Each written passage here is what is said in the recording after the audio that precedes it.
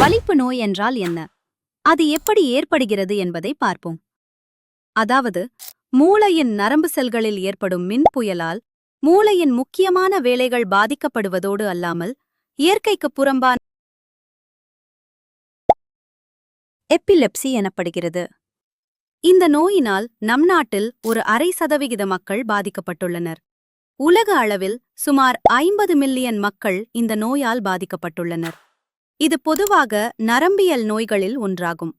பல்லாயிரம் ஆண்டுகளுக்கு முன்பே நம் சித்தர்கள் இதனை வகைப்படுத்தி இதன் கூறுபாடுகளையும் மருத்துவங்களையும் மருத்துவ முறைகளையும் விளக்கமாகவும் விரிவாகவும் எழுதி வைத்துள்ளனர்.